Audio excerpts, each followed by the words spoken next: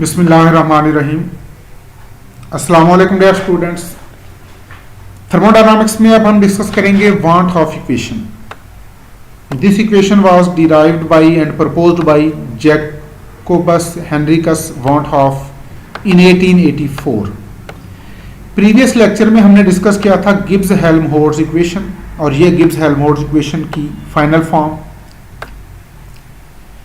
इसमें delta G not है Gibbs energy change under standard condition, और हमने ये ऑलरेडी एक प्रीवियस लेक्चर में प्रूव किया था। Delta G naught is equal to minus R T natural log K. Delta G naught की ये वैल्यू अगर हम यहाँ पुट कर दें इक्वेशन 7 के न्यूमिनेटर में, यहाँ पर ये हमने पुट कर दी। यहाँ पर देखें डिनोमिनेटर और न्यूमिनेटर दोनों में टी है, तो टी के साथ टी कैंसिल हो गया, तो ये इक्वेशन हमारे पास इस फॉर्म में आ गई।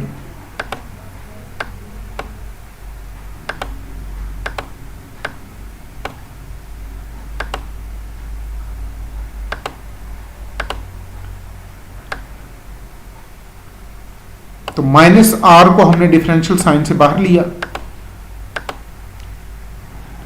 और इसके बाद दोनों साइड्स को माइनस आर से डिवाइड कर दिया। This is our final form. ये इक्वेशन 8 है। इक्वेशन 8 में नेचुरल लॉग के का हमारे पास पार्शियल डेरिवेटिव है। अगर हम इसको फुल डेरिवेटिव में कन्वर्ट कर दें, चूंकि अब हमारे पास एक वेरिएबल प्रेशर कांस्टेंट है, तो यहां पर हम पार्शियल डेरिवेटिव की जगह फुल डेरिवेटिव लिखेंगे।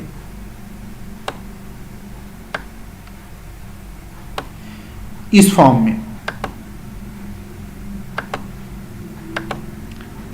इस इक्वेशन को थोड़ा सा रीअरेंज करके हम इक्वेशन नंबर 9 की फॉर्म में ले आएंगे।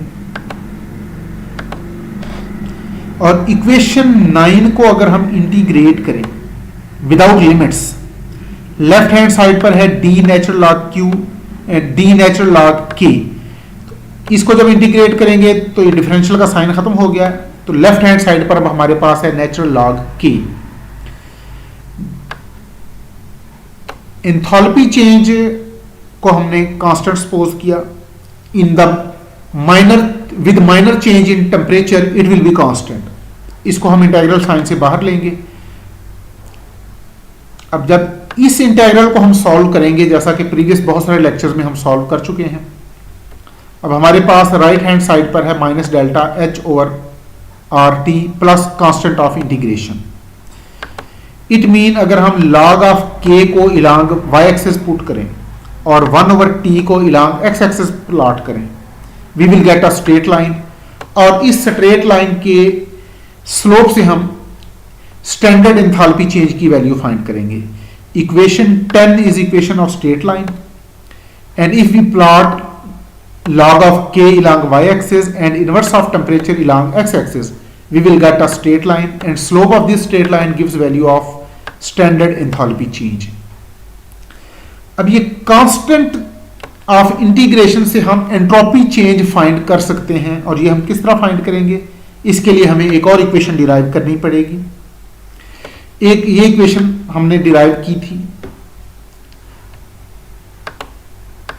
गिब्स एनर्जी चेंज के लिए, और एक और इक्वेशन हमारे पास ये भी है। इन दोनों इक्वेशन की लेफ्ट हैंड साइड सेम है। इसका मतलब है अगर हम इन इक्वेशन को कंपेयर करें तो इनकी राइट हैंड साइड भी सेम होंगी। तो इन दोनों इक्वेशन को हमने कंपेयर किया, और इसके बाद हम दोनों साइड्स को माइनस आर टी से डिवाइड करेंगे। अब देखें हमारे पास ये वैल्यू आ गई। इसको थोड़ा सा रीअरेंज करके हम यू लिख सकते हैं, और चूंकि न्यूमिनेटर में हमारे पास दो वैल्यूज माइनस हो रही हैं और डिनोमिनेटर सेम है, तो ये डिनोमिनेटर इन दोनों को डिवाइड करेगा। तो फाइनली ये इक्वेशन हमारे पास इस फॉर्म में आ गई। अब ये है इक्वेशन 11।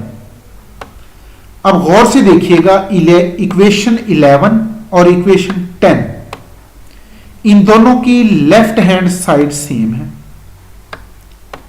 और राइट हैंड साइड का की फर्स्ट वैल्यू भी दोनों में सेम है। इसका मतलब है मैथमेटिकल रूल के अकॉर्डिंग इन दोनों इक्वेशन की राइट हैंड साइड की सेकंड वैल्यू भी सेम होगी। इसका मतलब है अगर ये इक्वेशन यहां तक कंपेयर हो सकती है, देन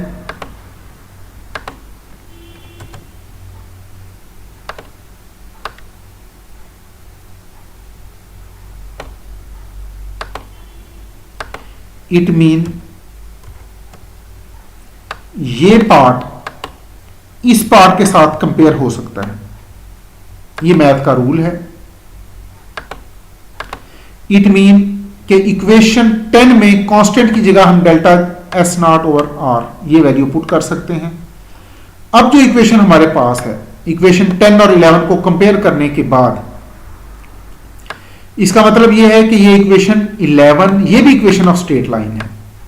इसमें हम log ऑफ k को इलांग y एक्सिस पुट करें, इनवर्स ऑफ टेम्परेचर को इलांग x एक्सिस पुट करें, तो अब स्लोप से हमारे पास एंथैल्पी चेंज की वैल्यू आएगी और इंटरसेप्ट से एंट्रोपी चेंज की वैल्यू आएगी, स्टैंडर्ड एंट्रोपी चेंज। ये बड़ी यूजफुल इक्वेशन है, Van't Hoff equation. The plot of log of k along y axis and inverse of temperature along x axis gives a straight line, and slope of this straight line gives value of standard enthalpy change, and intercept gives value of standard entropy change. This is very useful equation. अब equation 9 को अगर हम with in limits integrate करें, ये देखें ये हमारे पास equation 9 है। पहले हमने विदाउट लिमिट इंटीग्रेट किया, अब हम विद इन लिमिट इसको इंटीग्रेट करेंगे तो ये इक्वेशन एक और यूजफुल फॉर्म में आएगी। लेफ्ट हैंड साइड को हमने इंटीग्रेट किया, लिमिट्स हैं। इनिशियल स्टेट में एंट्रोपी इनिशियल स्टेट में इक्विलिब्रियम कांस्टेंट की वैल्यू K1 और फाइनल स्टेट में इक्विलिब्रियम कांस्टेंट की value K2। Similarly right hand side को भी हमने इंटीग्रेट किया और लिमिट्स अप्लाई कर दी। इनिशियल स्टेट में टेम्परेचर है T1 और फाइनल स्टेट में टेम्परेचर है T2। अब ये इक्वेशन सॉल्व होने के बाद हमारे पास इस फॉर्म में आ गई और फर्दर अगर इसको रीअरेंज करें तो ये इस फॉर्म में आ गई। यहां पर T2 minus T1 it is equal to delta T और ये वैल्यू हमने पुट कर ली। इसका मतलब है अगर हमारे पास दो डिफरेंट टेम्परेचर पे इक्विलिब्रियम कांस्टेंट की वैल्यू हो तो हम स्टैंडर्ड एंथैल्पी चेंज की वैल्यू फाइंड कर सकते हैं, और अगर हमारे पास स्टैंडर्ड एंथैल्पी चेंज की वैल्यू हो और किसी एक टेम्परेचर पे इक्विलिब्रियम कांस्टेंट की वैल्यू हो तो हम दूसरे टेम्परेचर पे इक्विलिब्रियम कांस्टेंट की वैल्यू कैलकुलेट कर सकते हैं। We can find standard enthalpy change if value of equilibrium constant is known at two different temperature, and if value of equilibrium constant is known at one temperature, we can find value of equilibrium constant at other temperature। यानी अगर हम 20 और 30 degree centigrade दो different temperature पे work कर रहे हैं, 20 degree centigrade पे अगर हमें इक्विलिब्रियम कांस्टेंट की वैल्यू नोन है और इंथैल्पी चेंज भी नोन है, तो हम 30 डिग्री सेंटीग्रेड पे या किसी भी हायर या किसी भी लोअर टेम्परेचर पे इक्विलिब्रियम कांस्टेंट की वैल्यू फाइंड कर सकते हैं। Van 't Hoff equation is very useful equation. It gives us value of standard enthalpy change, it gives us value of standard entropy change, and it tells us how equilibrium constant depends on temperature. Thank you very much dear students. Next हम discuss करेंगे partial molar quantities. अपना ख्याल रखिएगा। अल्लाह हाफिज।